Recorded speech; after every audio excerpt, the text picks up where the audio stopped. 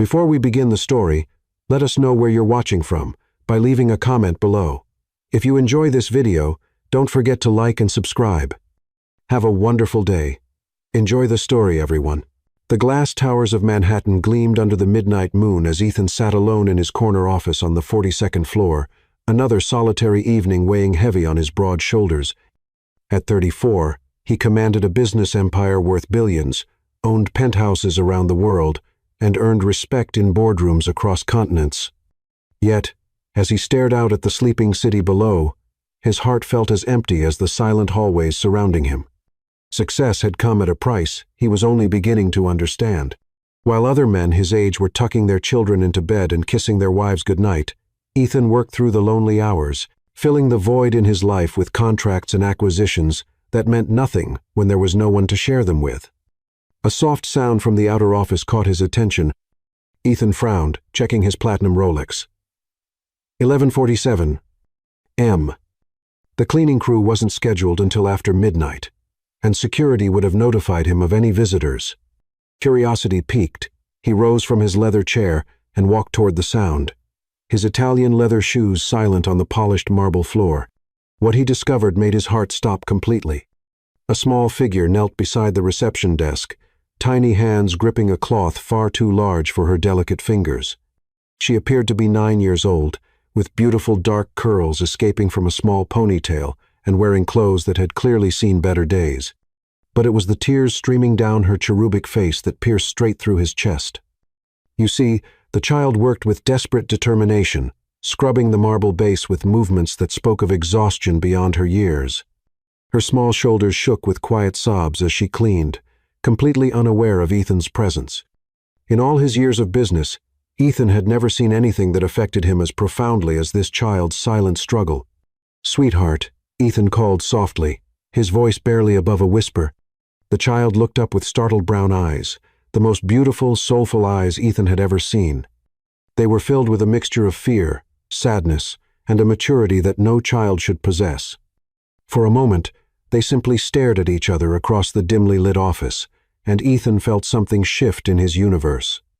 "I'm sorry, sir," the little girl whispered, scrambling to her feet and clutching the cleaning cloth to her chest. "I didn't mean to disturb you. I'll be quiet, I promise." The fear in her voice made Ethan's chest tighten with unexpected emotion. He knelt down to her level, his expensive suit forgotten as his knees touched the cold floor. "You're not disturbing me, sweetheart. What's your name?" "Sophie," she answered, in a voice so small it was barely audible. "Sophie Carter." "That's a beautiful name," Ethan said gently, noticing how she trembled slightly. He had negotiated billion-dollar deals without breaking a sweat, but speaking to this frightened child required all his concentration. "Sophie, can you tell me why you're here so late? Where are your parents?" At the mention of her parents, fresh tears welled up in Sophie's eyes, and Ethan felt his heart break all over again. The child's lower lip quivered as she struggled to find her words, and Ethan had to resist the overwhelming urge to pull her into his arms. "My mama is very sick," Sophie finally whispered, her voice cracking with emotion. "She's in the hospital, and the doctors say her heart is failing." Ethan felt as though someone had struck him. This beautiful, innocent child was carrying a burden that would crush most adults. "Oh, sweetheart," he breathed, his voice thick with sympathy. "The doctors say Mama needs a special surgery, or her heart will stop forever." Sophie continued, the words tumbling out as if a dam had burst. "But it costs so much money, more money than we've ever seen, so I have to work. I have to save my mama." The raw desperation in the child's voice made Ethan's eyes burn with unshed tears. In his world of corporate mergers and hostile takeovers, he had forgotten that real people faced real struggles that couldn't be solved with a phone call or a signed check. "Sophie, how long have you been cleaning here?" "Every night for 3 weeks, she said, wiping her nose with the back of her small hand. "The cleaning lady, Mrs. Lopez, she feels sorry for me. She lets me help her and gives me some of her pay, but it's not enough. It's never enough." Ethan's throat constricted as he watched this brave little girl try to save her mother's life with her tiny hands and enormous heart.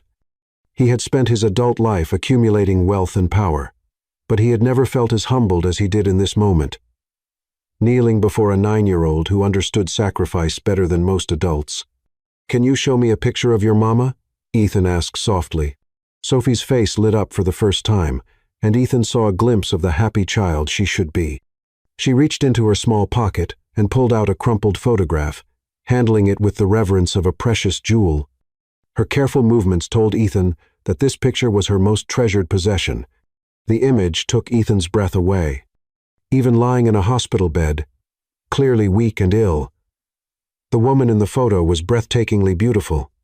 She had the same dark curls as Sophie, the same soulful brown eyes. But there was something else in her fascia, strength and grace, that shone through even in sickness.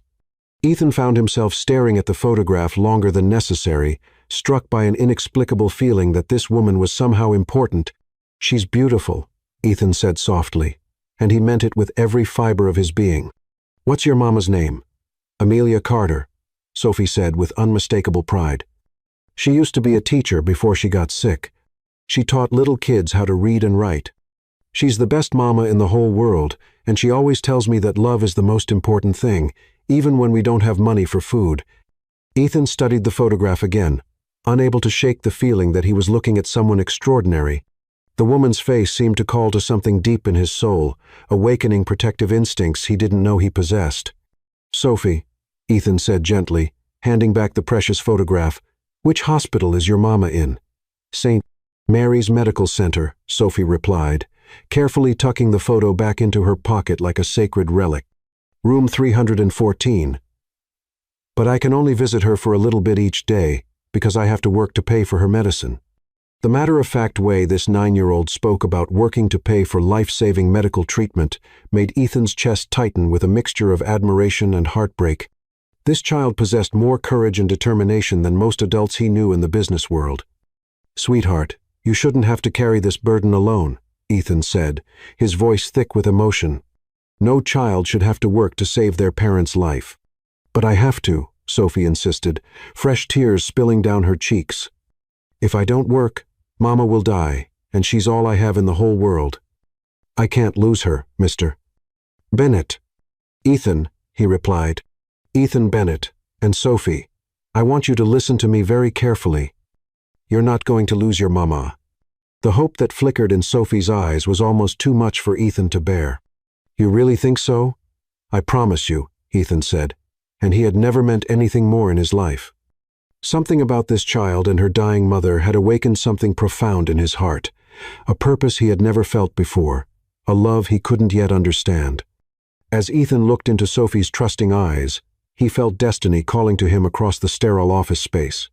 This brave little girl cleaning his floors at midnight would change his life forever, leading him to a love he never knew he was searching for.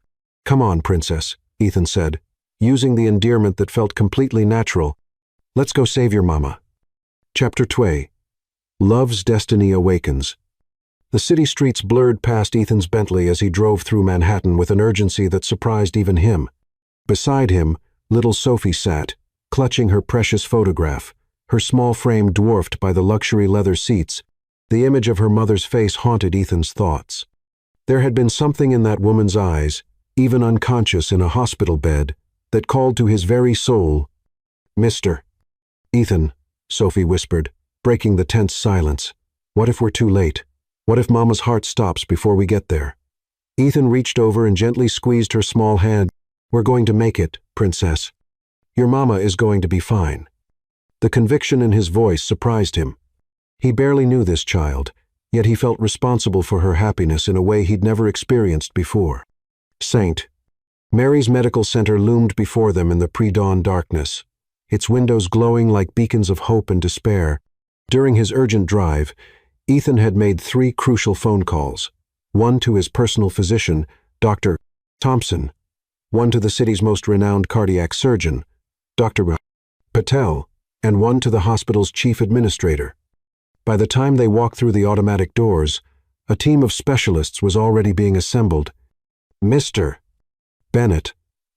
The night administrator greeted him nervously, clearly flustered by the sudden attention from one of the city's most powerful men. "Dr. Patel is waiting for you in the cardiac wing." He's reviewed the patient's charts and says the situation is extremely critical. Ethan's jaw tightened as he followed the administrator through sterile hallways, Sophie's small hand gripping his with desperate trust. When they finally stopped outside room 314, Ethan felt his breath catch in his throat. "Sir, I should warn you," the administrator said quietly. "The patient is in critical condition. Her heart is failing rapidly, and without immediate surgical intervention within the next few hours, Ethan didn't let him finish. He pushed open the door and stepped inside, and his world shifted completely off its axis. Even unconscious and connected to a maze of tubes and monitors, Amelia was the most beautiful woman Ethan had ever seen. Her dark hair spread across the white pillow like silk, and her face, though pale and drawn from illness, possessed an ethereal beauty that made his chest tighten with inexplicable emotion. But it was more than her physical beauty. Something about her very presence filled the sterile room with warmth and grace, as if her soul was calling to his across an impossible distance. Ethan approached her bedside slowly, drawn by a force he couldn't resist or understand. The steady beeping of the heart monitor emphasized how fragile her hold on life truly was, and the sound made his own heart race with fear for this woman he'd never met, but somehow felt he'd been searching for his entire life. "Mama," Sophie whispered, rushing to her mother's side and carefully taking her hand.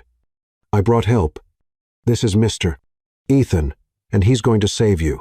Watching this brave child speak to her unconscious mother with such faith and love, Ethan felt something fundamental shift inside him. He had spent years building an empire, accumulating wealth and power, but he had never felt as purposeful as he did, standing in this hospital room. Dr. Patel entered moments later, a distinguished man in his 50s with kind eyes and steady hands. "Mr. Bennett, thank you for calling me in. I've reviewed Miss Carter's case, and I'm afraid the situation is more serious than initially thought." "Tell me everything," Ethan said, his voice commanding despite the emotion threatening to overwhelm him. "She has severe dilated cardiomyopathy with multiple valve failures," Dr.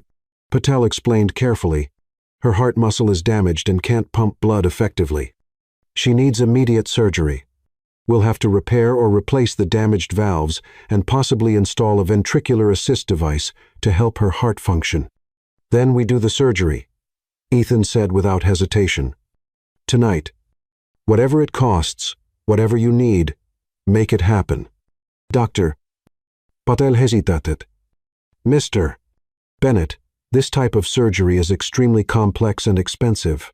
We're talking about $300,000 to $400,000 for the surgery alone, not including post-operative care, medications, and the assist device. The total cost could easily exceed $500,000. Ethan looked back at Amelia's peaceful face, then at Sophie, who was holding her mother's hand and whispering words of love and encouragement. The sight of this child's unwavering devotion, combined with his inexplicable connection to her mother, awakened something primal and protective in Ethan's heart.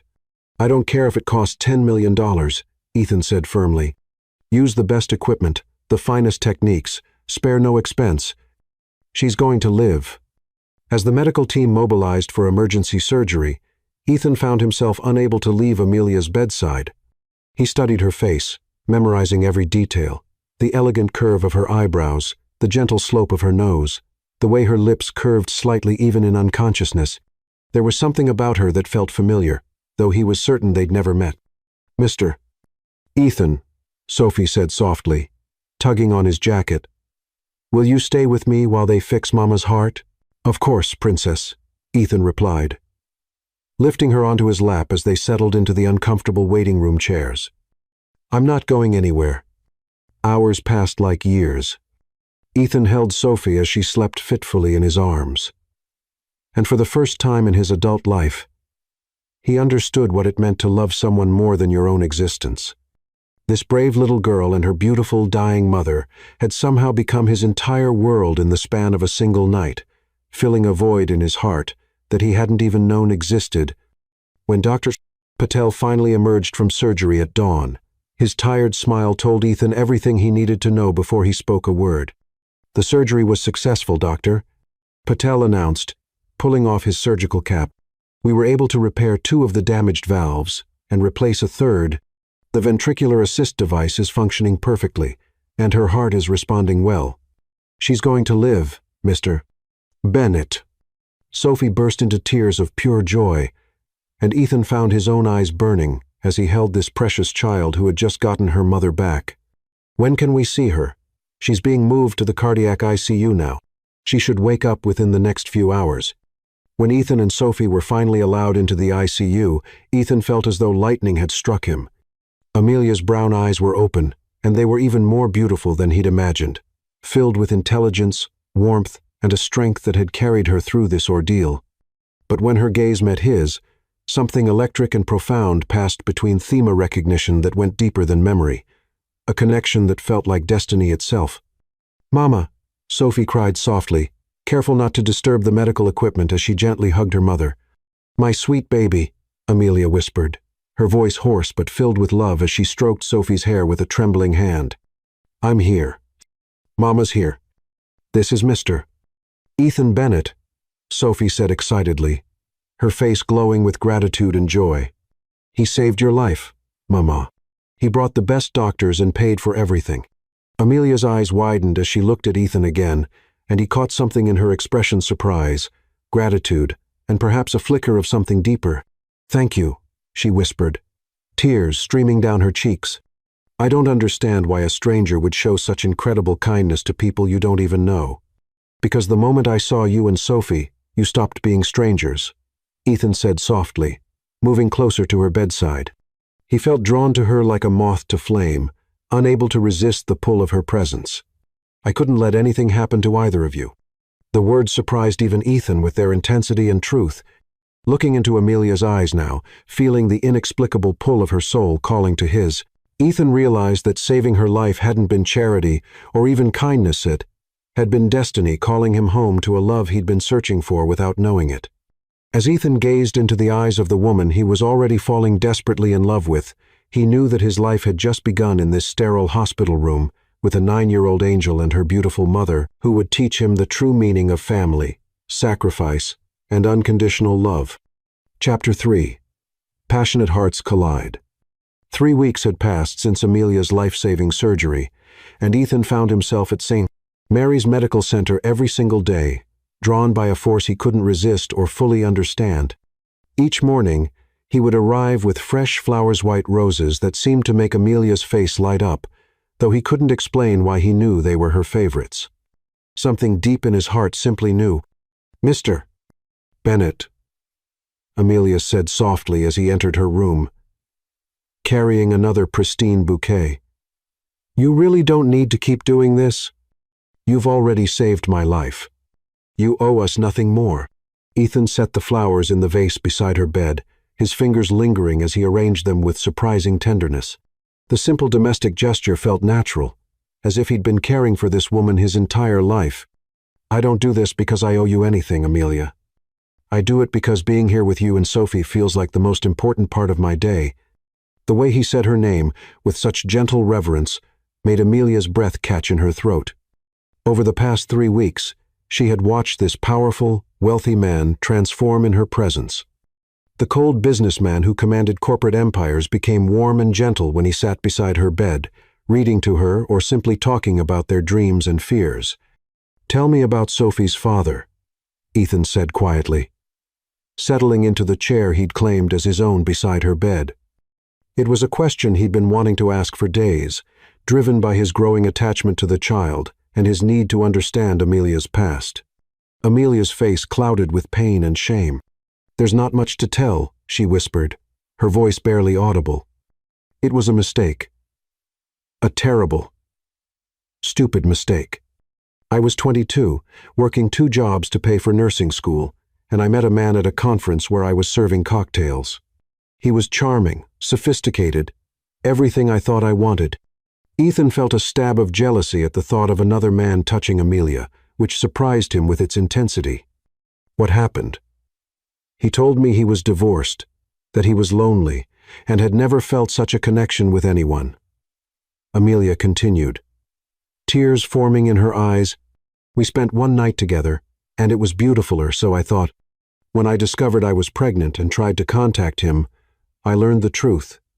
He was married with 3 children, and when I told him about the baby, he offered me money to take care of the problem and never contact him again. The pain in Amelia's voice made Ethan's chest tighten with protective rage. He abandoned you when you needed him most. He made it clear that if I tried to contact him again, he'd destroy my career and make sure I could never work in healthcare, Amelia said, wiping away a tear. So I raised Sophie alone. She's never known her biological father, and honestly, I'm grateful for that. A man who would abandon his child doesn't deserve to know her. Ethan reached out and gently took Amelia's hand, feeling the familiar electric shock that occurred every time they touched. His loss is immeasurable. Sophie is the most incredible child I've ever met. She adores you, Amelia said softly, studying Ethan's face with wonder. I've never seen her bond with anyone the way she has with you. It's like she's been waiting her whole life for you to walk into it. The observation struck Ethan deeply because he felt exactly the same way. From the moment he'd found Sophie cleaning his office, he'd felt an inexplicable paternal connection to her, not biological, but something deeper, a choice of the heart that transcended genetics. Mama, Mr. Ethan. Sophie's voice rang out as she bounced into the room, her face glowing with excitement as she held up a perfect report card. Look, all A's and M's. Wilson said I'm the best reader in the whole 4th grade. Ethan's face lit up with genuine pride as Sophie launched herself into his arms. Over the past 3 weeks, these moments with her had become the highlight of his existence. I'm so proud of you, Princess. You're brilliant, just like your mama. Watching Ethan with her daughter, Amelia felt her heart swell with emotions she'd been trying to suppress. This man had walked into their lives like an angel, saving them both in ways that went far beyond money and medical bills. He looked at Sophie with such pure love and pride, as if she were his own child, and Sophie bloomed under his attention like a flower in sunlight. Mr. Ethan, Sophie said seriously, settling onto his lap with the comfort of a child who had never doubted her welcome. When Mama gets better, will you still visit us? I don't want you to disappear like other people do. The innocence of her question, laced with the fear of abandonment that came from her father's rejection, nearly broke Ethan's heart. Princess, I'm not going anywhere. Wild horses couldn't drag me away from you and your mama. Promise? Sophie insisted, her brown eyes searching his face for any sign of deception. I promise, Ethan said solemnly, sealing the vow with a gentle kiss to her forehead. As the days passed, Ethan and Amelia's relationship deepened beyond the gratitude of patient and benefactor into something profound and undeniable. Their conversations revealed remarkable compatibility. Both were passionate about education, literature, and dreams of making the world better for children. Ethan found himself sharing parts of his soul he'd never revealed to anyone, while Amelia opened her heart to this man who had proven his character through actions rather than words. I need to ask you something, Ethan said one evening as they sat together in the hospital garden, Sophie playing nearby under the watchful eye of a nurse, and I need you to be completely honest with me. Amelia tensed, wondering if he'd discovered something about her past that would change his opinion of her. What is it? I'm falling in love with you, Ethan said simply, his blue eyes intense as they searched her face. Not just with your beauty or your grace, but with your strength, your intelligence, the way you've raised Sophie to be such an incredible child, despite every obstacle. I'm falling in love with your heart, Amelia, and I need to know if there's any chance you could feel the same way about me. The honesty in his voice took Amelia's breath away. She had been fighting her growing feelings for weeks, telling herself that gratitude was being confused with love, that a man like Ethan could never truly care for a poor single mother. But looking into his eyes now, seeing the vulnerability and hope there, she couldn't deny the truth any longer. I'm terrified, she whispered honestly. I'm terrified because I'm falling in love with you too. And I don't understand how someone like you could want someone like me. Someone like you? Ethan repeated, moving closer to her on the garden bench. Amelia, you're the strongest, most beautiful woman I've ever met. You've raised an incredible daughter while battling a life-threatening illness. You've taught me what real courage looks like. Before Amelia could protest or voice more of her insecurities, Ethan's lips found hers in a kiss that shattered every wall she'd built around her heart. The kiss was gentle at first, tentative, then deeper as she melted against him. It was filled with weeks of suppressed longing, with the promise of a love that could heal old wounds and create new dreams. When they finally broke apart, both were breathing heavily, and Amelia saw her own overwhelming love reflected in Ethan's eyes. "I love you too," she whispered, the words torn from her soul before she could stop them. "God help me. I love you too." Ethan's smile was radiant as he pulled her into his arms, careful of her healing incisions. "Then that's all that matters. Everything else we can figure out together." "But Ethan, you don't understand the complications," Amelia began, thinking of their different social classes, her medical bills, the challenges of blending their lives. "I understand that I found the woman I want to spend my life with." Ethan interrupted gently. "I understand that I want to be Sophie's father in every way that matters. I understand that before I met you, I was just existing, and now I'm truly living." As Ethan held her close in the hospital garden, with Sophie playing nearby and the future stretching before them like a beautiful dream, Amelia allowed herself to believe in fairy tales and happy endings. She had no way of knowing that their love was about to face its greatest test, or that sometimes the very trust we place in love becomes the weapon that nearly destroys us. But for now, wrapped in Ethan's arms with their daughter's laughter filling the air, Amelia believed that love really could conquer all obstacles, heal all wounds, and create the family they both desperately longed for. Chapter 4. Building Heaven on Earth. Ethan had transformed from a lonely billionaire into a man intoxicated by love and purpose. Every morning brought anticipation of seeing Amelia's radiant smile and Sophie's excited chatter, and every evening found him reluctant to leave the modest apartment where his heart had found its home. But beneath their growing happiness, Amelia carried a secret weight, the knowledge that their different worlds might not blend as easily as their hearts had. More than romantic love, Ethan had discovered something he'd never expected, the profound joy of being a father figure to Sophie. The 9-year-old had attached herself to him with the complete trust that only children possess, and Ethan found himself planning his entire life around her needs and happiness. Surprise. Ethan called out as he entered the small apartment that Amelia and Sophie had been staying in since her discharge from the hospital. His arms were laden with shopping bags, and his face glowed with the kind of joy that comes from having someone to spoil with love. "Ethan," Sophie squealed, launching herself into his arms with the uninhibited affection that always made his heart swell. Over the past 2 months, she had begun calling him by his first name at his gentle insistence, though he secretly hoped that someday she might choose to call him something more paternal. "What did you bring us?" "Patience, princess." Ethan laughed, spinning her around before setting her down gently. "First, I need to talk to your mama about something very important." Amelia emerged from the small kitchen, and Ethan's breath caught in his throat, as it did every time he saw her. She was radiant with health now, her dark hair shining like silk, and her brown eyes sparkling with life and love.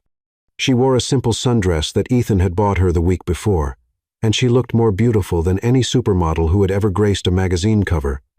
"You're spoiling us again," Amelia said with a mixture of gratitude and gentle reproach, though her smile betrayed how much she loved his thoughtfulness. "Ethan, you can't keep buying us things. You've already given us more than we could ever deserve." Ethan crossed the room in 3 quick strides and pulled her into his arms, not caring that Sophie was watching with delighted giggles. The feel of Amelia in his embrace still sent electricity through his entire body, and he knew he would never tire of holding her close. "Amelia, my love, when are you going to understand that I don't do any of this because I think you owe me something? I do it because seeing you and Sophie happy is the only thing that makes my life worth living." He kissed her then, soft and tender at first, then deeper as she melted against him. Even after 2 months of stolen kisses and passionate embraces, Ethan still felt that same electric shock every time their lips met. It was as if his soul recognized hers, as if they were 2 halves of the same heart finally reunited. "Oh, gross," Sophie giggled from behind them, though her eyes sparkled with happiness. "Are you going to marry my mama so you can kiss her all the time?" Ethan and Amelia broke apart, both laughing at Sophie's innocent question, but Ethan's eyes grew serious as he looked into Amelia's face, seeing his own overwhelming love reflected there along with something else: hope, anticipation, and perhaps a touch of fear. "Actually, princess," Ethan said, never taking his eyes off Amelia, "that's exactly what I want to talk to your mama about." Amelia's heart began to race as Ethan reached into his jacket pocket and pulled out a small velvet box. Her hands flew to her mouth as tears immediately sprang to her eyes. overwhelmed by the magnitude of what was happening. "Amelia Carter," Ethan said, dropping to one knee right there in the middle of their tiny living room. "2 months ago, you and Sophie saved my life, just as surely as I helped save yours. You showed me what love really means, what it feels like to have a family, what it means to wake up every morning with purpose and joy filling my heart." Sophie bounced excitedly beside them, clapping her hands together as she watched the most romantic moment she'd ever witnessed. Her face glowed with pure delight, as if all her secret wishes were coming true. "I love you with every breath in my body," Ethan continued, his voice thick with emotion that made his words tremble. "I love your strength, your grace, your fierce devotion to Sophie. I love the way you make me laugh, the way you challenge my mind, the way you make me want to be a better man every single day. And I love Sophie as if she were my own daughter, because in my heart, she already is." At those words, Amelia felt her heart both soar and ache simultaneously. Ethan's love for Sophie was genuine and profound, and watching them together had been one of the greatest joys of her life. He had never once asked about Sophie's biological father beyond that first conversation, never seemed to care that she wasn't his blood. He simply loved her completely and unconditionally. Ethan opened the velvet box to reveal the most stunning diamond ring Amelia had ever seen. To perfect 3-carat solitaire surrounded by smaller diamonds that caught the afternoon light and scattered rainbows across the room. It was elegant and timeless, exactly the kind of ring she would have chosen for herself if she dared to dream so big. "Will you marry me, Amelia? Will you let me spend the rest of my life loving you and Sophie? Will you make me the happiest man alive by becoming my wife and letting me become Sophie's father in every way that matters?" Amelia looked down at this incredible man who had saved their lives, who loved them both so completely, who was offering her a fairy tale, ending she'd never dared to hope for. The love shining in his eyes was so pure, so genuine, that it took her breath away. "Yes," she whispered through her tears of joy. "Yes, Ethan, I'll marry you." Ethan's face lit up with pure euphoria as he slipped the ring onto her finger, then swept her into his arms and spun her around the room. Sophie cheered and danced around them, and for a few perfect moments, they were simply a family celebrating their love and their future together. "There's more," Ethan said breathlessly, when he finally set Amelia down, his eyes sparkling with excitement. "I know this apartment has been good to you, but I want to give you and Sophie a real home. I want us to build a life together in a place that belongs to all of us." He led them to the window and pointed outside, where a sleek black car waited with a driver. "I want to show you something that I hope will become our sanctuary, our haven, the place where we'll raise our children and grow old together." The drive through Manhattan's most exclusive neighborhood took 30 minutes, during which Ethan held Amelia's hand and listened to Sophie chatter excitedly about wedding plans and whether she could be the flower girl. When they finally stopped in front of a magnificent brownstone house with a private garden, Amelia gasped in amazement. "Ethan, what is this place?" "This is our home," Ethan said simply, his voice filled with love and hope. "If you like it, of course. It has 6 bedrooms, a library where Sophie can do her homework and read all the books her heart desires, a garden where we can have picnics and tea parties, and a master suite where we can start our life together as husband and wife." Amelia felt overwhelmed by his generosity, by the depth of his love, by the beautiful future he was painting for them. "Ethan, it's too much. It's too expensive, too grand for people like us." "People like us?" Ethan repeated, turning to face her with gentle intensity. "Amelia, we're going to be a family. This house means nothing without you and Sophie to fill it with love and laughter," he added with a playful smile. "Besides, I have it on good authority that princesses need castles."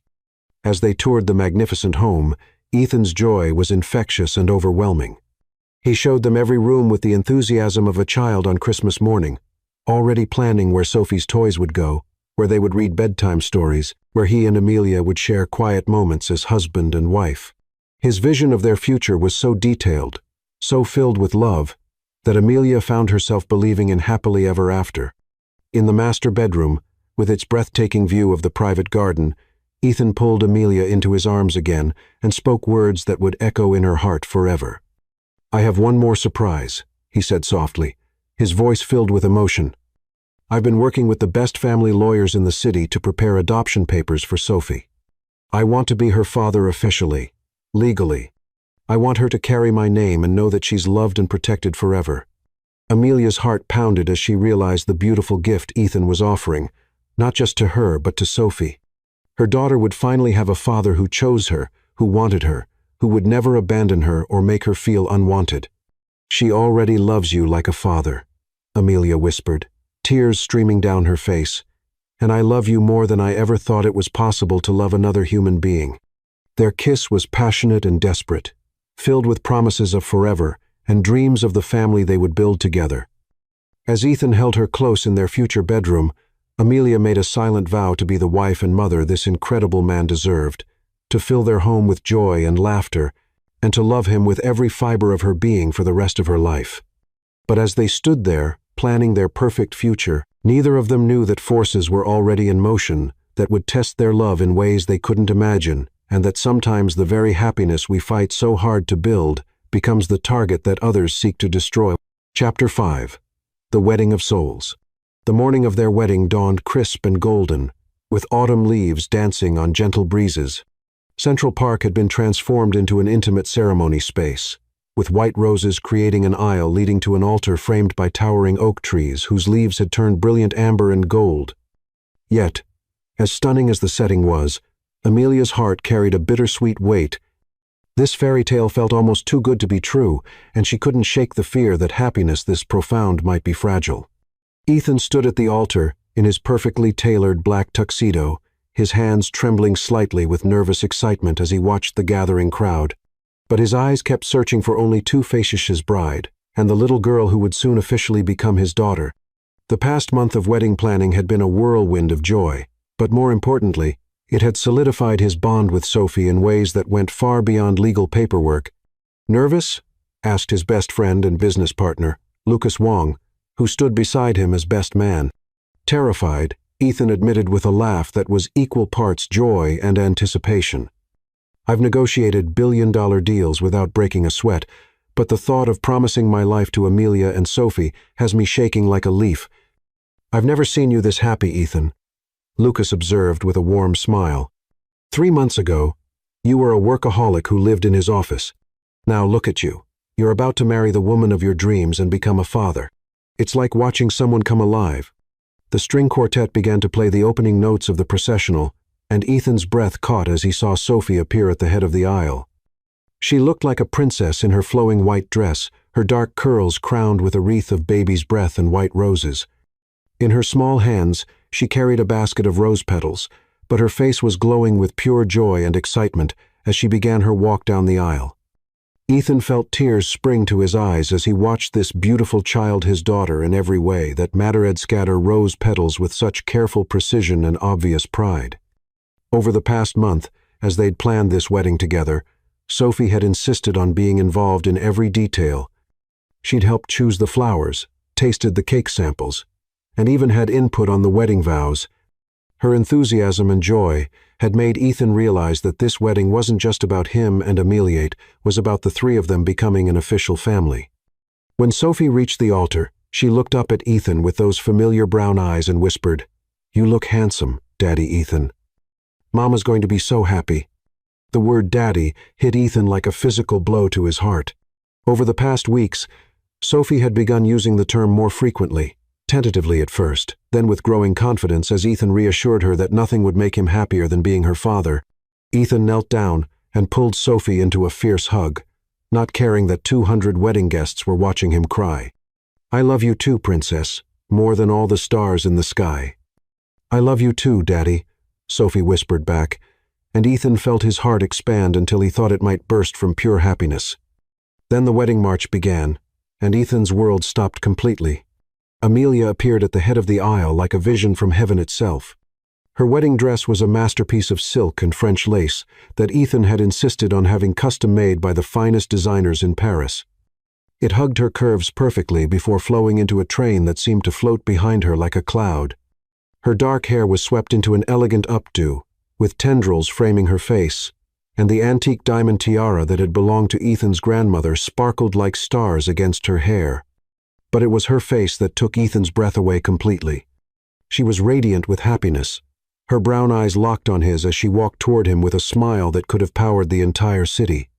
Every step brought her closer to becoming his wife, closer to the life they would build together, closer to the forever that Ethan had never believed in until he found her. As Amelia's unclethman who had raised her after her parents died in a car accident when she was 16, placed her hand in Ethan's, the older man whispered, "Take care of my girls, Ethan. They're precious beyond measure." "With my life," Ethan replied solemnly, his voice thick with emotion as he squeezed Amelia's hand. The ceremony began with words of love and commitment that seemed to wrap around Ethan and Amelia like golden threads, binding their hearts together for eternity.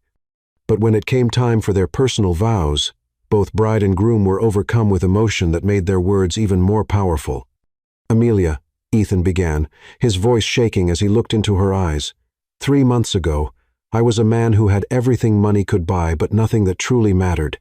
Then you and Sophie walked into my life and showed me what it means to truly live, to love, to have a purpose beyond accumulating wealth and power." He paused, fighting back tears as he continued. "You taught me that love isn't just an emotion, it's a choice, a commitment, a promise to stand by someone through every storm and celebrate with them through every joy. You've given me the greatest gift, imaginable, family, a home, a reason to be better than I ever thought I could be." Ethan's voice grew stronger as he spoke from his heart. "I promise to love you with every breath in my body, to protect you and Sophie with my life, and to spend every day proving that I'm worthy of the incredible love you've shown me. I promise to be the husband you deserve and the father Sophie needs, not because of biology, but because of choice, because I choose you both today and every day for the rest of my life." Amelia was crying openly now, her heart breaking and soaring simultaneously, as she listened to the man she loved, promised to protect and cherish the daughter he'd chosen as his own. "Ethan," she began, her voice barely above a whisper but carrying clearly in the hushed silence, "you saved my life in every way possible. You gave me hope when I had none, love when I thought I'd never find it again, and a future brighter than any dream I'd ever dared to dream." Her voice grew stronger as she continued, her love giving her courage. "You've shown Sophie what it means to have a father's love, and you've shown me what it means to be cherished, to be valued, to be seen as worthy of the kind of love I only read about in fairy tales. You chose us when you had no obligation to do so, and that choice means more to me than any words can express." Amelia's tears flowed freely as she made her own promises. "I promise to love you with all my heart, to stand by your side through whatever challenges life brings, and to spend every day of my life grateful for the miracle of finding you. I promise to be the wife who supports your dreams, the partner who shares your burdens, and the woman who loves you not for what you can provide, but for who you are, the most generous, loving, wonderful man I've ever known." When the minister pronounced them husband and wife, Ethan's kiss was passionate and tender, filled with promises of forever and dreams of the beautiful life they would share. The crowd erupted in cheers, but Ethan and Amelia were lost in their own world, seeing only each other and the love that connected their souls.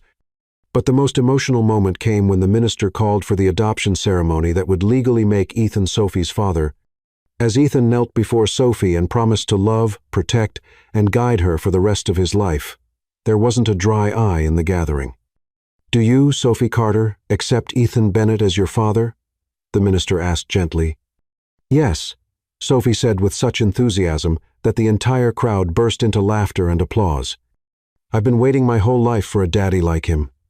Ethan officially signed the adoption papers with tears streaming down his face, and when Sophie threw her arms around his neck and whispered, "I love you, Daddy," he knew that this moment would be etched in his heart forever.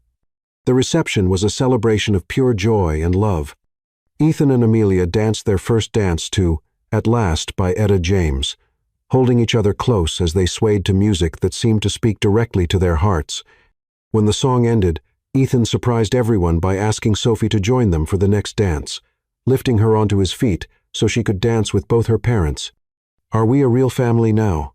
Sophie asked as they swayed together on the dance floor, her small arms wrapped around both Ethan and Amelia. "We've always been a real family, Princess," Ethan said, his voice thick with emotion. "Now it's just official. Now the whole world knows that we belong together." As the evening progressed, Ethan found quiet moments to present Amelia with one more surprise necklace that had belonged to his mother. A delicate chain with a heart-shaped pendant that sparkled with diamonds and sapphires. "She would have loved you and Sophie so much," Ethan said softly as he fastened the necklace around Amelia's neck. "I know she's watching over us today, blessing our family." Later that night, in their honeymoon suite overlooking Central Park, Ethan and Amelia made love with a passion that seemed to set their very souls on fire. Every touch, every kiss, every whispered word of love seemed to bind them closer together, creating a connection that felt unbreakable and eternal. "I have something to tell you," Amelia whispered, as they lay entwined afterward, her head resting on Ethan's chest as his fingers traced lazy patterns on her bare shoulder. "What is it, my love?" Ethan asked softly, pressing a kiss to the top of her head.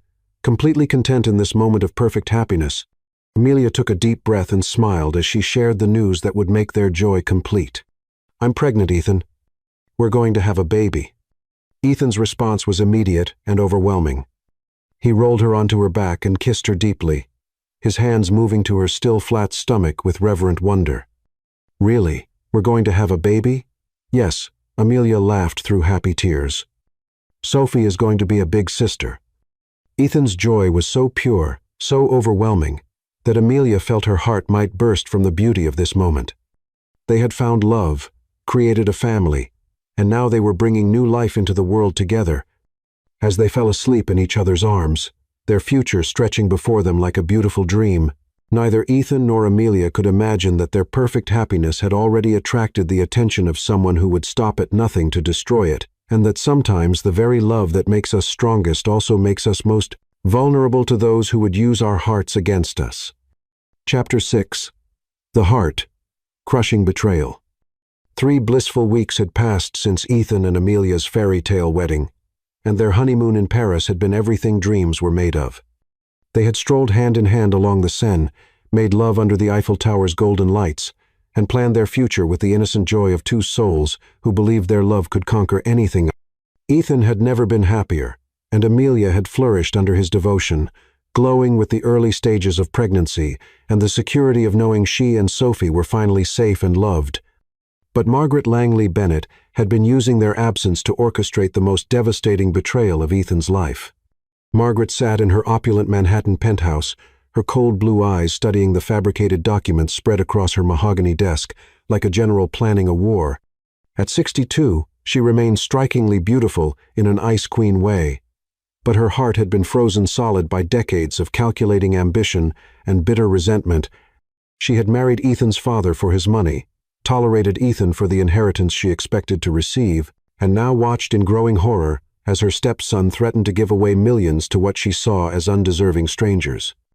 The real catalyst for her desperation wasn't just greed, it was the private investigator's report she'd commissioned the day after Ethan's wedding. Margaret had expected to find dirt on Amelia's past, something she could use to expose her as a gold digger. Instead, she discovered something far more threatening. Ethan had already changed his will to include Amelia and Sophie, making them primary beneficiaries of his $12 billion empire. If Amelia had more children with Ethan, Margaret's own inheritance would shrink to almost nothing. Mrs. Bennett, her private investigator, Gregory Pierce, said as he entered her study, carrying a thick manila folder, "I have the evidence you requested. The fabrication is comprehensive." Margaret's perfectly manicured fingers traced the edges of the documents that Pierce had spent weeks creating with the help of corrupt contacts in various industries.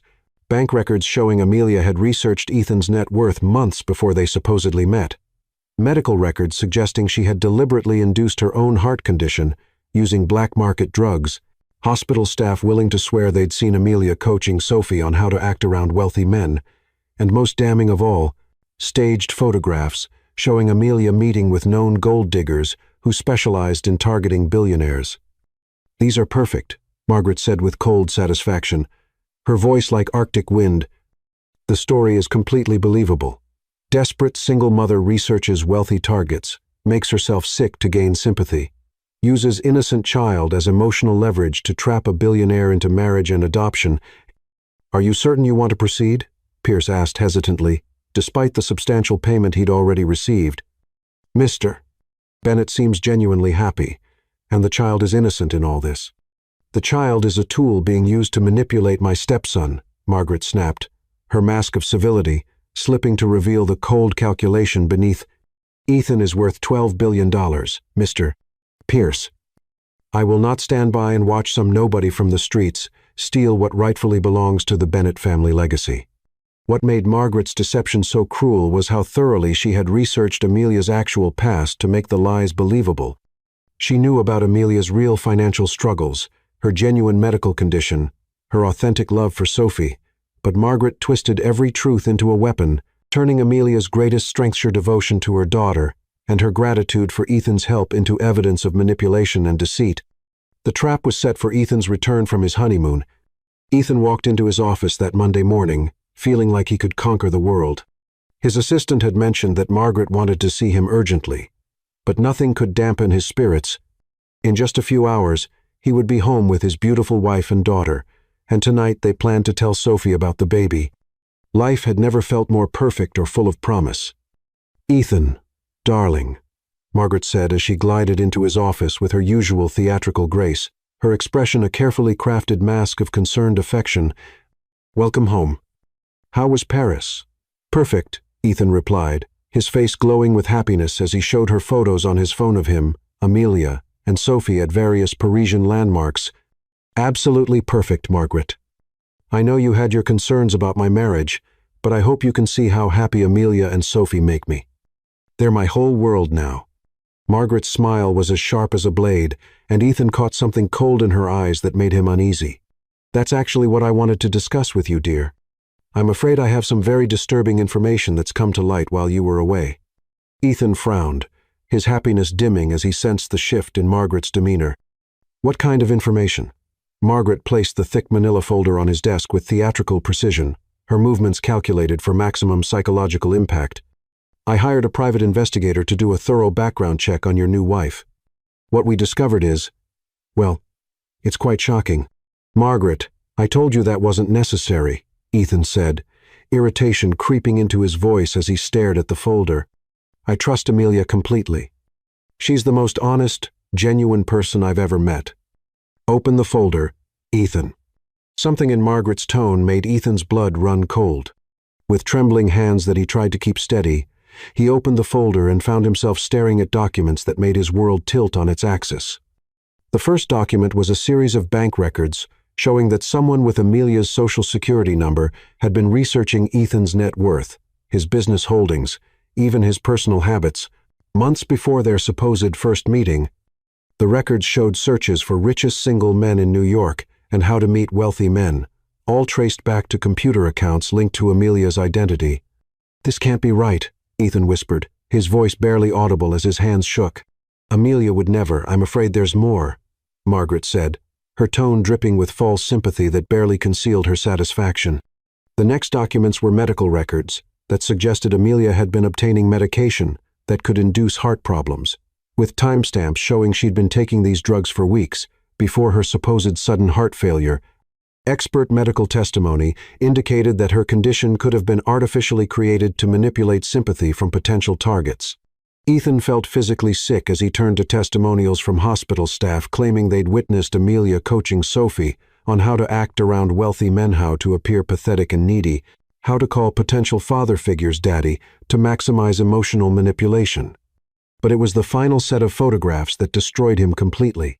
The images showed Amelia in what appeared to be a cafe, sitting across from two women who were known in certain circles as professional gold diggers who taught classes on how to target wealthy men.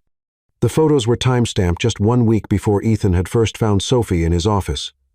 In the staged photographs, it looked like Amelia was receiving coaching on how to use children as emotional leverage, how to fake medical emergencies for maximum sympathy, how to research targets and stage accidental meetings. "No," Ethan breathed, his hands shaking so violently he could barely hold the photographs. His world was crumbling around him, as every beautiful memory of the past 3 months was reframed as calculated manipulation. "This isn't possible. Amelia loves me. She would never—" "I know this is painful, darling," Margaret said, moving around the desk to place what she intended to appear as a comforting hand on his shoulder. "But you have to face the truth. This woman researched you, targeted you, and used that innocent child to manipulate your emotions. She made herself sick on purpose, knowing your heroic nature would compel you to save her. She played you perfectly, Ethan. Ethan stared at the evidence spread before him, his mind reeling as he tried to process what he was seeing. The bank records showing Amelia had researched his wealth, the medical evidence suggesting she had induced her own illness, the photographs showing her meeting with known gold diggers, the hospital testimonies claiming she had coached Sophie to manipulate him. The adoption papers, Ethan said suddenly, his voice hollow with devastating realization. She let me adopt Sophie, let me fall in love with someone else's child, knowing it was all a lie. She used your love against you, Margaret confirmed, twisting the knife deeper with every word. She knew you would do anything to protect a child. So she used Sophie as bait to trap you into marriage and legal financial responsibility. Even now, she's pregnant with your child, ensuring a permanent claim on your fortune. Ethan felt something inside him break not just his heart, but his very soul. The love he had felt for Amelia and Sophie, the family he thought they had built together, the future he had dreamed of, all of it had been a lie. He had been played for a fool by a woman who saw him as nothing more than a bank account with a heartbeat, who had used an innocent child as a weapon to extract his money and his love. "I need to go home," Ethan said, his voice dead and emotionless as he stood up from his desk, the evidence of his betrayal scattered before him like the remnants of his shattered dreams. "Ethan, what are you going to do?" Margaret asked, working hard to keep the satisfaction out of her voice.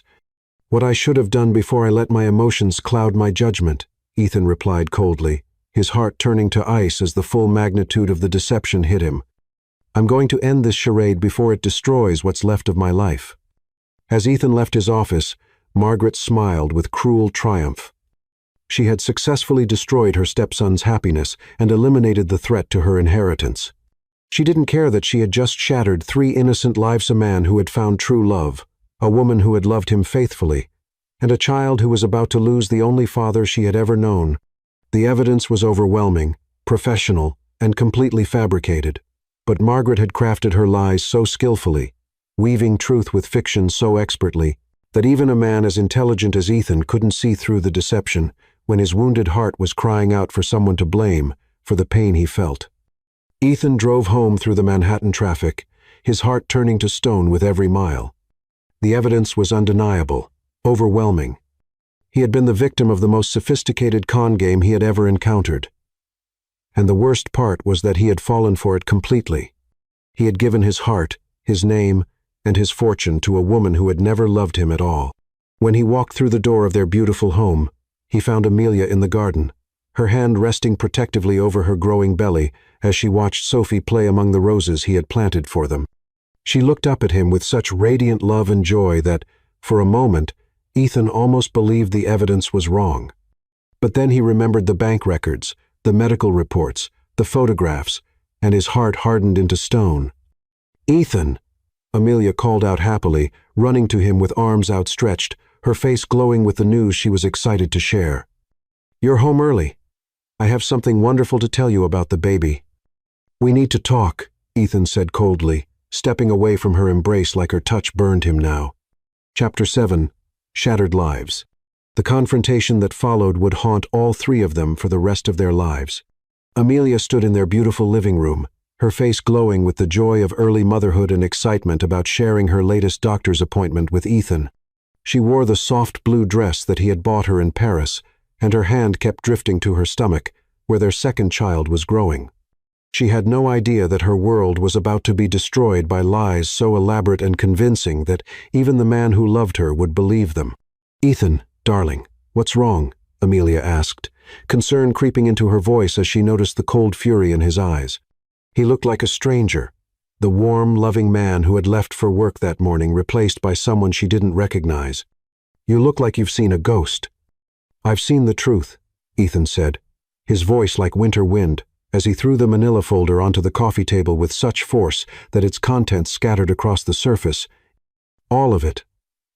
Amelia, every calculated move, every manipulated tear, every perfectly staged moment, designed to make me fall in love with a lie." Amelia stared at the scattered documents, her face going pale as she recognized what Margaret had done. The fabricated bank records, the false medical reports, the staged photographs. It was a masterpiece of deception designed to destroy everything she held dear. Her legs felt weak as she realized the magnitude of the trap that had been set for them. "Ethan, please, let me explain," Amelia said desperately, reaching for him with trembling hands. "These documents are fake. Someone is trying to destroy us. You have to believe Menon of this is real." "Believe you?" Ethan laughed bitterly, stepping away from her touch as if it contaminated him. "Believe the woman who researched my net worth before we ever met? Believe the woman who deliberately made herself sick to manipulate my sympathy? Believe the woman who coached an innocent child to call me daddy so I'd fall deeper into your trap? I never researched you," Amelia cried out, her heart breaking as she realized how thoroughly Margaret had planned this destruction. "Ethan, I'd never even heard your name before that night when you found Sophie cleaning your office. Someone has fabricated all of this." "The evidence is overwhelming, Amelia," Ethan said, his voice cracking despite his attempt to remain cold. "Bank records, medical reports, witness testimonies, photographs, it's all here in black and white. You targeted me, researched me, made yourself sick to gain my sympathy, and used Sophie as emotional leverage to trap me into marriage." Amelia felt the room spinning around her as she realized how skillfully Margaret had woven truth and lies together. The fabricated evidence was so detailed, so convincing, that even she might have believed it if she hadn't known the truth. "Ethan, you know me. You know my heart. Do you really think I'm capable of something so calculated and cruel?" "I thought I knew you," Ethan replied, his voice hollow with pain and betrayal. "But apparently, everything I fell in love with was an act the grateful single mother, the devoted daughter, the woman who claimed to love me. It was all a performance designed to open my wallet." "Daddy, Ethan, Mama," Sophie's voice called from the garden door, where she stood with a bouquet of roses she had picked for them. Her face was bright with happiness, completely unaware that the family she adored was about to be torn apart. "Why are you shouting? Are you playing a game?"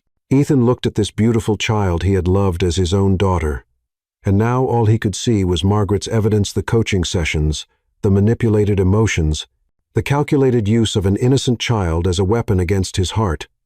The pain of that realization was almost unbearable. "Don't call me that," Ethan said, his voice hollow rather than cruel. The words felt like glass in his throat, and he watched Sophie's face crumble with devastating effect. Even as he spoke, something deep inside screamed that this was wrong, that he was destroying something precious and irreplaceable.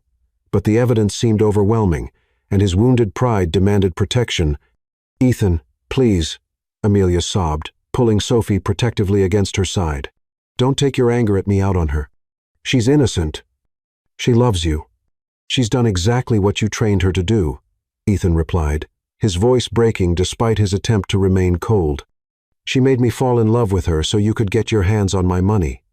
"She's just a child," Amelia screamed, her composure finally breaking completely as she watched the man she loved destroy their daughter's heart with lies and accusations. "She doesn't even understand what money means.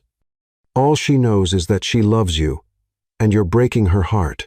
Then you should have thought of that before you used her as bait in your con game," Ethan said, turning away because he couldn't bear to see the devastation in Sophie's eyes. "I want you both out," Ethan continued, his voice deadly calm as he fought against the part of his heart that was screaming at him to stop, to hold them, to believe in their love despite the evidence. "Pack whatever belongs to you and leave. I never want to see either of you again." "Ethan, you can't mean that," Amelia whispered, clutching Sophie tighter as the child sobbed against her shoulder. "We're married. I'm pregnant with your child. This is our home, our family." "This was never your home," Ethan said, each word carefully chosen to inflict maximum damage. "It was a stage set for your performance. And now the show is over. You're nothing but a gold-digging con artist who used an innocent child to manipulate a man's heart for money." The words hit Amelia like physical blows, each one designed to wound as deeply as possible. She could see in Ethan's eyes that Margaret's poison had worked perfectly. The man she loved with all her heart now looked at her with contempt and disgust. "Daddy, Ethan, please," Sophie sobbed, breaking free from her mother's arms to run to the man she adored. "I'm sorry if I was bad. Please don't make us go away. I love you so much." Ethan's heart shattered as this beautiful child, innocent in all of this manipulation, begged him not to abandon her. But the evidence was overwhelming, and his wounded pride demanded protection from further deception. "I'm not your daddy," Ethan said, the words tearing his soul apart even as he spoke them. "I never was. That was just part of your mother's game." Sophie's cry of anguish echoed through the house like the sound of innocence dying. But Ethan forced himself to remain unmoved, convinced that even her pain was part of the elaborate deception. Amelia gathered her sobbing daughter and stumbled upstairs to pack their few belongings, her hands shaking so badly she could barely function. She was 6 months pregnant, heartbroken beyond repair, and about to become homeless with a traumatized 9-year-old child. But even worse than her own pain was watching Sophie's world collapse around her. "Mama, why doesn't Daddy Ethan love us anymore?" Sophie asked through her tears as Amelia packed their clothes with mechanical movements, her mind struggling to process the magnitude of what was happening. "He does love us, baby," Amelia lied, her own tears making it hard to see. "He's just confused right now. Someone told him lies about us, and he believes them instead of believing in our love." "But we didn't do anything wrong," Sophie whispered, her young mind unable to comprehend how love could turn to hatred so quickly. "We just loved him. Why is that bad?" Amelia had no answer for that question because there was no rational explanation for the cruelty they were experiencing. Margaret's lies had been so skillfully crafted that they had convinced an intelligent man to destroy his own happiness and break the hearts of the people who loved him most. An hour later, Amelia and Sophie stood on the sidewalk outside the house that had briefly been their home, their few possessions in a single suitcase. Ethan watched from the window as they walked away, his heart screaming at him to run after them, to pull them back into his arms and forgive everything. But his wounded pride was stronger than his love, and he let them disappear into the Manhattan evening. 4 years passed like a nightmare from which none of them could wake. Amelia gave birth to Ethan's son Noah in a charity hospital, alone and heartbroken. The delivery was complicated and dangerous, but she had no one to hold her hand through the pain except a kind nurse who stayed past her shift. When Noah took his first breath, Amelia wept, not just from joy but from the devastating knowledge that his father would never know him. She worked 3 jobs to support her children, cleaning offices at night while Noah slept in a makeshift bed in supply closets, waiting tables during the day while a neighbor watched him for minimal pay, and doing laundry on weekends with both children helping fold the endless piles. They lived in a tiny 1-bedroom apartment where the heat barely worked in winter and the air conditioning never worked in summer. Amelia would lie awake on the couch, listening to her children breathe in the bedroom, calculating whether she could afford both groceries and electricity that month. Some nights, when the bills piled too high and the refrigerator stood nearly empty, Amelia would sit in their tiny bathroom and cry silently, mourning not just their lost love, but the future that had been stolen from her children.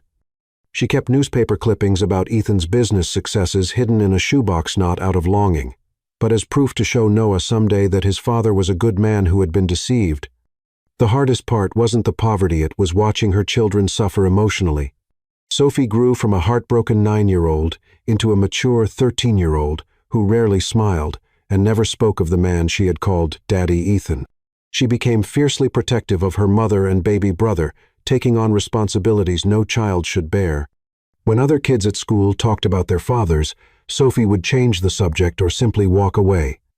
She helped care for Noah with the devotion of a mother, teaching him to walk and talk while Amelia worked.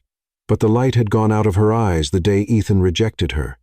Noah grew up as a beautiful, intelligent little boy who looked exactly like his father, with Ethan's piercing blue eyes and stubborn chin. He would ask innocent questions like, "Why don't I have a daddy like other kids? And did my daddy not want me?" That broke Amelia's heart into smaller pieces each time. She kept one photo of Ethan hidden in her jewelry box, the only picture from their wedding day, and sometimes caught Noah staring at it with the intense curiosity of a child trying to understand his place in the world. "That's your daddy," she would whisper when she found him with the photo. "He loved us very much, but someone told him lies that made him forget how much we meant to each other." Ethan, meanwhile, had become a shell of his former self. He threw himself into work with obsessive intensity, building his empire ever larger while his personal life crumbled into dust. He drank too much, slept too little, and drove away anyone who tried to get close to him. He had built walls around his heart that nothing could penetrate, because he had learned that love was just another word for manipulation and betrayal. But late at night, when the alcohol couldn't numb the pain anymore, Ethan would find himself driving past the neighborhoods where he thought they might be living, hoping for a glimpse of the family he had destroyed. He never saw them because Amelia had deliberately moved them far from any place Ethan might look, but his heart never stopped searching for the love he had thrown away. Margaret had gotten exactly what she wanted. Ethan was alone, bitter, and focused solely on business, with no wife or children to threaten her inheritance. But even she sometimes wondered if the price of her victory had been too high when she saw the emptiness in her stepson's eyes, and realized that destroying his capacity for love had also destroyed the man she had helped raise. None of them knew that fate was preparing to bring them together again in the most devastating and beautiful way possible, and that sometimes the truth has a way of surfacing, even when it's been buried under years of lies and pain. The reckoning was coming, and when it arrived, it would shatter them all over again before finally setting them free. Chapter 8. The Devastating Truth.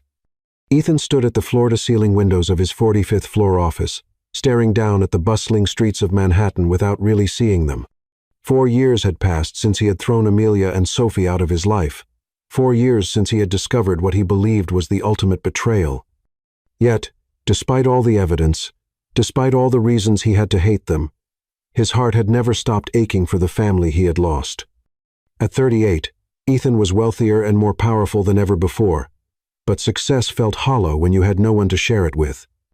His penthouse apartment was a monument to loneliness, filled with expensive art and furniture that no one ever enjoyed.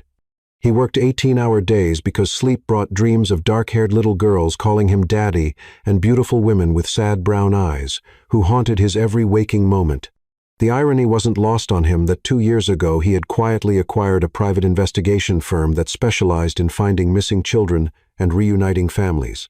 Ethan told himself it was just another business investment, but deep down, he knew he was searching for something or someone he couldn't name. Mr. Bennett. His assistant's voice came through the intercom, interrupting his brooding thoughts. Your 3:00 p.m. appointment is here. The emergency case you agreed to see. Ethan turned from the window and straightened his tie, preparing to meet with another desperate family whose child had gone missing. These cases always affected him more than he cared to admit, but he couldn't seem to stop taking them. Something about helping other people find their families felt like penance for the one he had destroyed. What he didn't expect was for his world to explode the moment the conference room doors opened. A woman entered first, her head down as she clutched a worn purse to her chest. She looked older, thinner, worn down by years of struggle that had etched lines of hardship into her once beautiful face. But when she raised her eyes to meet his, Ethan's heart stopped completely. Amelia. The recognition hit him like a physical blow. 4 years of trying to forget her face, and yet he knew those eyes instantly, the same warm brown that had haunted his dreams, now shadowed with pain and exhaustion. For a moment, time stood still as they stared at each other across the room, 4 years of separation and heartbreak hanging between them like a chasm. In that frozen moment, Ethan saw everything he had lost reflected in her eyes, the love they had shared, the family they had built, the future they had planned together. The sophisticated woman who had walked down the aisle in designer silk was gone, replaced by someone who had clearly fought every day just to survive. But it was the child who followed her that truly destroyed him. A boy, about 4 years old, with Ethan's own piercing blue eyes, his stubborn chin, and his unruly dark hair. The resemblance was so striking, so undeniable, that Ethan felt the breath leave his lungs. This was his son, the child Amelia had been carrying when he threw them out. The baby he'd never known existed. The little boy moved with unconscious confidence. Clearly beloved and well cared for, despite their obvious poverty. His clothes were clean but worn, his shoes scuffed but sturdy. Everything about him spoke of a mother who sacrificed everything to give her child what he needed, even when she had nothing left to give. "Mama, is this the man who helps find lost kids?" the little boy asked, his voice small and uncertain. Ethan couldn't speak. He was staring at a miniature version of himself, a child who should have grown up in his arms, who should have known his father's love from birth. The magnitude of what he'd lost, what they'd all lost, crashed over him like a tsunami. Amelia's face had gone chalk white. "Noah, sweetheart, maybe we should—" "Noah," Ethan whispered, the name like a prayer on his lips. His son, his beautiful, innocent son, who was meeting his father for the first time at 4 years old. "Find lost kids," Ethan managed to say, his voice thick with shock and overwhelming emotion. "What happened?" "My big sister got taken by bad men," Noah said simply, the way children state terrible facts. 3 whole days ago. Mama cried a lot. Ethan's world tilted as the implications hit him. Sophia's chosen daughter, the little girl who had called him daddy, with such pure love, was in danger. And this beautiful child, his own flesh and blood, was calling her his big sister. The irony was devastating. He was meeting his biological son for the first time because his adopted daughter was missing. "How old are you, Noah?" Ethan asked quietly, kneeling down to the child's level with trembling hands. He needed to hear it, needed the confirmation of what his heart already knew. 4 3/4, Noah replied proudly, holding up 4 small fingers and wiggling them. "I'll be 5 next month, on Valentine's Day. Mama says I'm getting bigger every day so I can protect her and Sophie better." Valentine's Day. Ethan's mind reeled as he did the math. The 14th of February would be exactly 9 months after he had thrown Amelia out of his life. 9 months after their wedding night, when she had tried to tell him something important and he had been too consumed with rage to listen. He looked up at Amelia, who was watching him with a mixture of desperate hope and paralyzing terror in her eyes. "He's mine, isn't he?" Ethan whispered, his voice barely audible. Amelia nodded, tears streaming down her face. "I tried to tell you that night, but you wouldn't listen. I was already 6 months pregnant when you threw us out." The room spun around Ethan as he realized the magnitude of what had happened. He had thrown out his pregnant wife and rejected his chosen daughter based on fabricated evidence. He had spent 4 years hating himself for loving them when he should have been protecting them. He had a son, a beautiful, innocent son, who had grown up in poverty while Ethan lived in wealth, believing lies about the only woman he had ever truly loved. "The DNA test," Ethan said suddenly, his voice shaking as pieces of the puzzle began to fall into place. "The evidence Margaret showed, mate, was all fake, wasn't it?" "I don't know what evidence you're talking about," Amelia said quietly. "But I can tell you that I never researched you, never deliberately made myself sick, never coached Sophie to manipulate you. I loved you, Ethan. We both did, with all our hearts." Ethan stared at Noah, his son, his own flesh and blood, and felt 4 years of suppressed love and regret come crashing down on him like a tsunami. This beautiful child had grown up without knowing his father, had spent his entire life in poverty while Ethan lived in luxury, all because Ethan had been too proud and too hurt to question evidence that now seemed obviously fabricated. "Tell me about Sophie," Ethan said, forcing himself to focus on the immediate crisis while his heart shattered from the weight of his mistakes. "Tell me exactly what happened." Amelia wiped her tears and tried to compose herself, though her voice shook as she spoke. 3 days ago, she was walking to school when a van pulled up beside her. 3 men grabbed her and drove away. A witness saw them force her into the vehicle, but the license plate was fake. "Did they contact you? Demands for ransom?" Ethan asked, his mind already shifting into the analytical mode that had built his empire. "No contact at all," Amelia replied, her voice breaking. "The police aren't taking it seriously because we live in a bad neighborhood, and Sophie is just another poor kid to them. But I remembered hearing that you'd started helping families find missing children through your investigation firm. I know you hate us, Ethan. I know you never want to see us again. But Sophiesh never stopped loving you, even after everything that happened." Ethan felt his heart break all over again as he realized that Sophie, child he had chosen as his daughter, the little girl who had called him daddy with such pure love, had spent 4 years remembering him with affection, while he had spent those same years trying to forget her. "I need to see the police reports," Ethan said, his voice taking on the commanding tone that had built empires. "I need witness statements, security footage, everything. Noah, buddy, can you tell me exactly what your sister was wearing when she disappeared?" For the next hour, Ethan worked with the intensity of a man possessed, calling in favors from police contacts, accessing traffic cameras and mobilizing his private security team. All the while Noah sat beside him, completely trusting that this stranger would bring his beloved sister home. Amelia watched with growing amazement as Ethan displayed the same protective intensity that had once saved her life. It was during this investigation that Ethan's head of security, Nathan Wong, made a discovery that changed everything. "Ethan," Nathan said quietly, pulling him aside while Amelia comforted Noah in the outer office. "I've been running background checks on everyone connected to your family from 4 years ago, trying to figure out who might have taken Sophie and why." "What did you find?" Ethan asked, though something in Nathan's expression told him he wasn't going to like the answer. "The DNA test, the financial records, the photographs, they were all fabricated by the same investigation firm, a company called Pierce Investigations, owned by Gregory Pierce."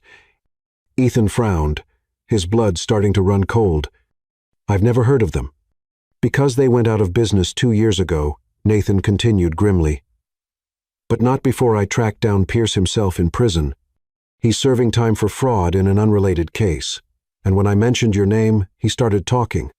Ethan, he admitted to everything. He was paid over $800,000 to fabricate evidence against Amelia." "Who hired him?" Ethan asked, though his heart was already providing the answer. "Margaret Langley Bennett, your stepmother." The revelation hit Ethan like a physical blow, but even worse was what Nathan said next.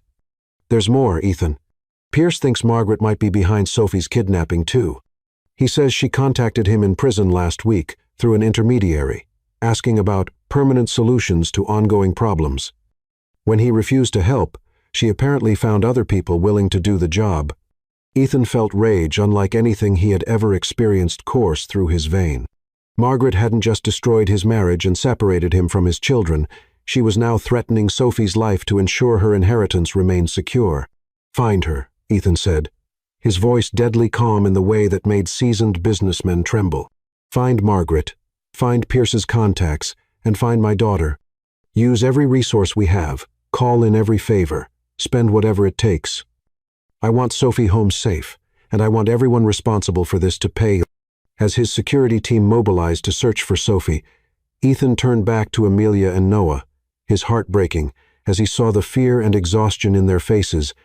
"Amelia," he said softly, kneeling down, so he was at eye level with both her and Noah, "I need you to know something. I never stopped loving you not for a single day in 4 years. I was angry and hurt, and too proud to question the evidence, but I never stopped loving you or Sophie." "Daddy?" Noah said suddenly, his small hand reaching out to touch Ethan's face with innocent curiosity. "Are you my daddy? Mama showed me pictures, and you have the same eyes as me."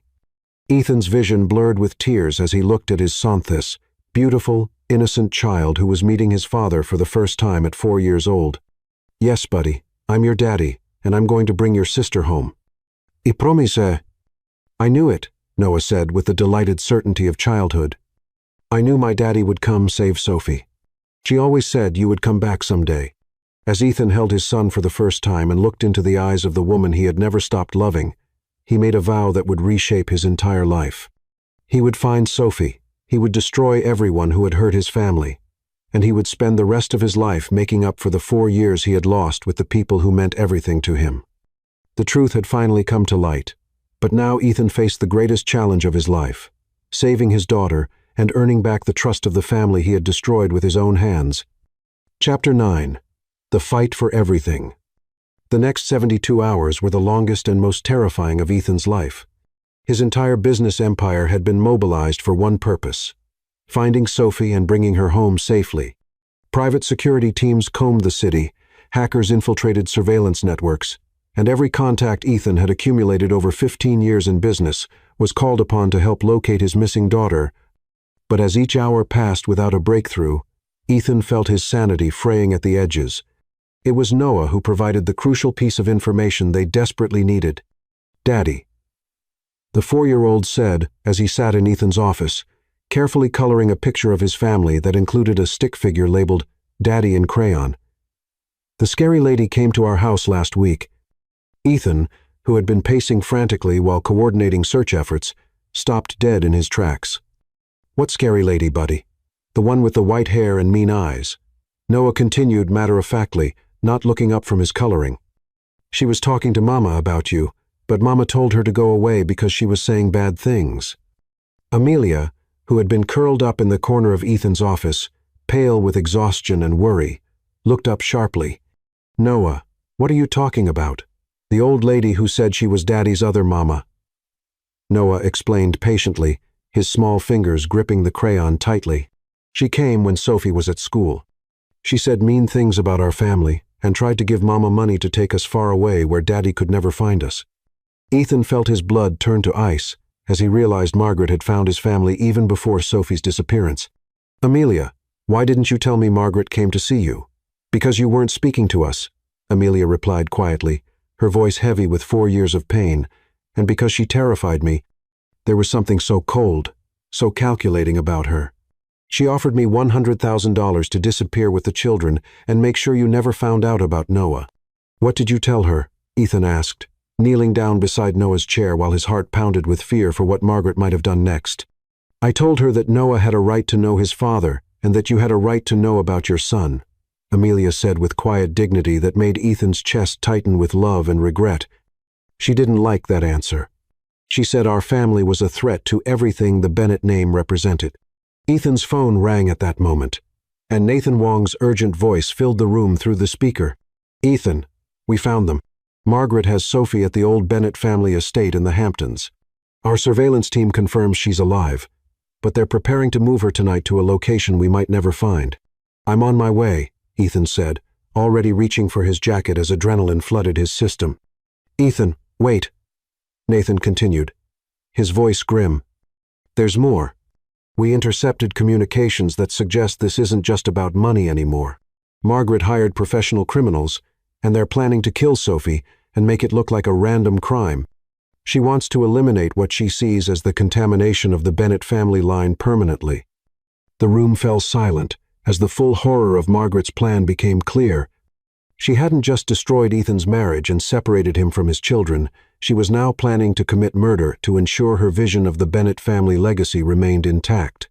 That monster, Amelia whispered, her face going white with terror. She's going to kill my baby because she can't stand the thought of Ethan loving children who aren't biologically his. No, Ethan said with deadly calm, his voice carrying the steel that had built empires and destroyed enemies. She's not going to touch one hair on Sophie's head. Nathan, coordinate with the FBI and local police. I want every road to that estate blocked, every exit covered. Amelia, he turned to the woman he loved. You're coming with me. Ethan, it's too dangerous, Amelia protested, though her maternal instincts were screaming at her to do whatever it took to save her daughter. She's my daughter too, Ethan said firmly, his eyes blazing with protective fury. I've lost 4 years with her because of Margaret's lies. I'm not losing another minute, and I'm not facing this without you. We're bringing our daughter home together. The drive to the Hamptons felt endless, though Ethan's driver made the trip in record time with police escorts clearing the way. During the journey, Ethan and Amelia talked more honestly than they had in 4 years, finally sharing the pain and loneliness they had both endured during their separation. I used to drive past your old neighborhood, Ethan admitted quietly, holding Amelia's hand as they raced through the night. Every night for months after you left, I kept telling myself I hated you, but I couldn't stop looking for you. I know, Amelia replied, tears streaming down her face. I saw you one night, parked across the street from our apartment building. You looked so lost, so broken. I wanted to run to you, to tell you the truth about everything, but I was terrified you'd reject us again. I'm so sorry, Ethan said, his voice breaking with 4 years of suppressed guilt and regret. I'm sorry I believed the lies. Sorry I threw away our family. Sorry I let my pride matter more than love. Can you ever forgive me? I forgave you years ago, Amelia replied honestly, her thumb tracing circles on his palm. The anger faded pretty quickly when I realized how completely we had been manipulated. But Ethan, I need you to understand. Noah and Sophie have suffered because of this. Sophie spent years thinking her father abandoned her because she wasn't good enough. Noah has grown up in poverty, while his real father lived in luxury. Forgiveness is one thing, but rebuilding trust that's going to take time. I have the rest of my life to prove I'm worthy of your trust again, Ethan said, bringing her hand to his lips and pressing a gentle kiss to her palm. I'll spend every day making up for the pain I caused our children. They arrived at the Bennett estate as storm clouds gathered overhead, the imposing mansion where Ethan had spent his childhood looking cold and forbidding in the evening light. The house that had once been filled with love and laughter now represented everything dark and twisted about the woman who had raised him after his parents' death. She's in the East Wing, Nathan reported through Ethan's earpiece. Second floor, corner room. Margaret arrived hours ago with hired security. They're armed and preparing to move her tonight. Agent Martinez approached their vehicle. This is now a federal kidnapping case. We can't let civilians enter a hostage situation. That's my daughter, Ethan replied with deadly calm. I'm not staying back while her life hangs in the balance. That's my daughter in there. The daughter I chose. The daughter I love. The daughter who's been terrorized for 3 days because of my stepmother's greed. I'm not staying in this car while her life is in danger. The negotiator is trying to establish contact now, Agent Martinez explained. Margaret is demanding to speak with you directly. She says she'll only release the child if you agree to her terms. What terms? Amelia asked. Though she was already afraid of the answer, she wants you to renounce all claims to Ethan's fortune, agree to a permanent restraining order keeping you and the children away from him, and sign documents stating that Noah is not Ethan's biological son. Agent Martinez said grimly. In exchange, she'll release Sophie unharmed. Absolutely not, Ethan said without hesitation. We don't negotiate with terrorists, and we don't sign away our children's rights to appease a murderer. Then we go in, Agent Martinez decided, but I need both of you to stay back until we've secured the scene. As the FBI team prepared for their assault, Ethan felt his phone buzz with a text message. When he looked at the screen, his blood ran cold. The message was from Margaret. If you want to see the little bastard alive, come to the front door alone. Any signs of police, and she dies. Ethan showed the message to Agent Martinez, who immediately began coordinating a new plan. She's trying to isolate you, make you vulnerable. This is a trap. Of course it's a trap, Ethan agreed grimly, but it's also our best chance to get close enough to save Sophie. She won't hurt me. I'm still her stepson, and killing me would eliminate her access to the family fortune entirely. Ethan, no, Amelia pleaded, grabbing his arm. I can't lose you too, not when we just found each other again. You're not going to lose me, Ethan promised, cupping her face in his hands. I'm going to bring our daughter home, and then we're going to be the family we should have been all along. Against the FBI's advice, but with their reluctant support, Ethan approached the front door of the estate alone. The grand entrance that had once welcomed him home from school now felt like the mouth of a tomb, cold and threatening in the growing darkness. Margaret opened the door herself, dressed impeccably as always, but with a wildness in her eyes that Ethan had never seen before. She held a gun in her perfectly manicured hands, and her smile was as sharp as a blade. Hello, darling, Margaret said mockingly. How nice of you to join our little family reunion. I was beginning to think you didn't care about your precious little bastard after all. Where is she? Ethan demanded, his voice deadly calm despite the fury burning in his heart. Safe, for now, Margaret replied with cruel satisfaction. But that could change very quickly if you don't listen carefully to what I have to say. I'm listening, Ethan said, though every instinct screamed at him to attack this woman who had destroyed his family and terrorized his child. You're going to choose, Ethan, Margaret continued, her voice taking on the tone of a teacher, explaining a simple lesson to a slow student. You can have your fortune and your legacy, or you can have these people who are contaminating our family name. But you can't have both. They are my family, Ethan said simply. Sophie is my daughter, Noah is my son, and Amelia is my wife. Money means nothing compared to them. Margaret's face twisted with rage at his declaration. Then you're an even bigger fool than I thought. But don't worry, darling, after tonight, you won't have to make that choice anymore. That was when they heard Ida, small voice calling from somewhere in the house. Daddy, Ethan, are you really here? Ethan's heart exploded with love and fear as he recognized Sophie's voice calling for him with the same trust and affection she'd shown as a child. She still loved him, still believed he would save her, despite everything that had happened between them. The final confrontation was about to begin, and Ethan knew that the next few minutes would determine whether his family lived or died. Chapter 10. Love's Ultimate Victory. The sound of Sophie's voice calling his name shattered every wall Ethan had built around his heart over the past 4 years. Without thinking, without regard for his own safety, he pushed past Margaret and ran toward the sound of his daughter's voice. "Daddy, Ethan," Sophie cried out again, and Ethan followed the sound up the grand staircase he had climbed as a child, taking the steps 3 at a time. He found her in what had once been his childhood bedroom, bound to a chair but alive. Her face lit up with pure joy when she saw him. At 13, she had grown tall and beautiful, but she was painfully thin from years of poverty and 3 days of captivity.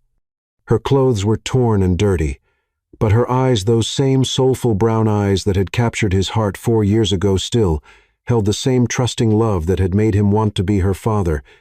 "Daddy, Ethan, you came for me," she whispered, tears streaming down her face. "I knew you would. I never stopped believing you still loved me." Ethan's hands shook as he untied the ropes binding her, his vision blurred by tears he couldn't control. "I'm here, Princess. Daddy's here, and I'm never letting anyone hurt you again." The moment her bonds were free, Sophie threw herself into Ethan's arms with the desperate strength of a child who had thought she might never see her father again. Ethan held her close, breathing in the familiar scent of her hair, feeling her precious weight in his arms, overwhelmed by the magnitude of love that had never diminished despite 4 years of separation. "I'm so sorry, baby girl," Ethan sobbed against her hair. "I'm sorry I left you. Sorry I believed lies about you and Mama. Sorry I wasn't there to protect you. Can you ever forgive me?" "I forgave you, a long time ago." "Daddy," Sophie whispered.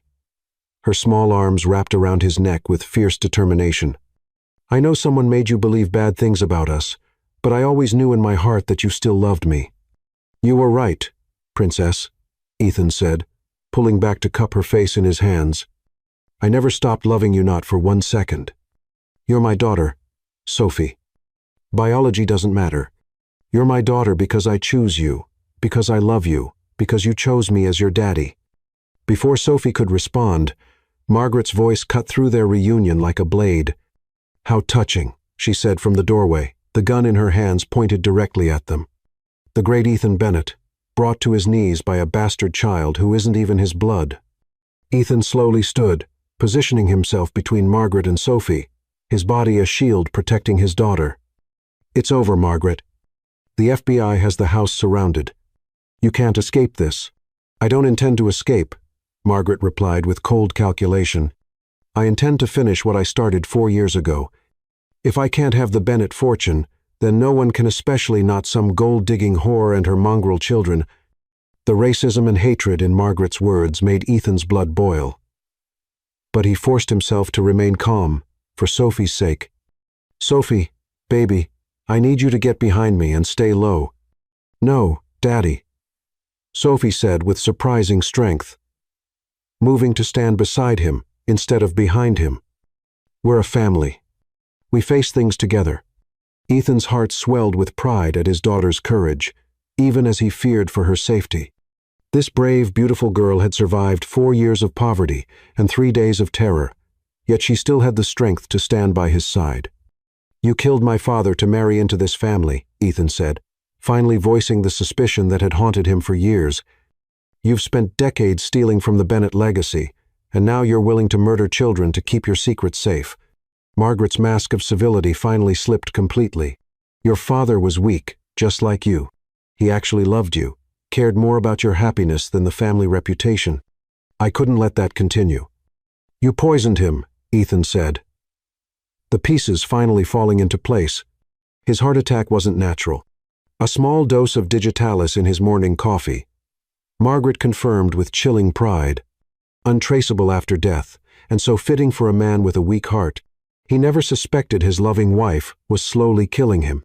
Before Ethan could respond, the bedroom door burst open, and FBI agents flooded the room. In the chaos, Margaret swung her gun towards Sophie, her finger moving to the trigger. Ethan reacted on pure instinct, throwing himself in front of his daughter just as the gun fired.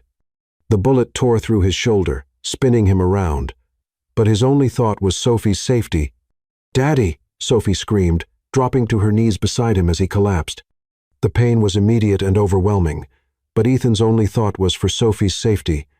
As he collapsed to the floor, bleeding heavily, he heard Sophie screaming his name and felt her small hands pressing against his wound, trying desperately to stop the bleeding. "Daddy, don't leave me again," Sophie sobbed, her tears falling on his face as she knelt beside him. "Please don't leave me. I love you so much." "I'm not going anywhere, Princess," Ethan whispered, his voice weak but determined. "Daddy's not leaving you ever again."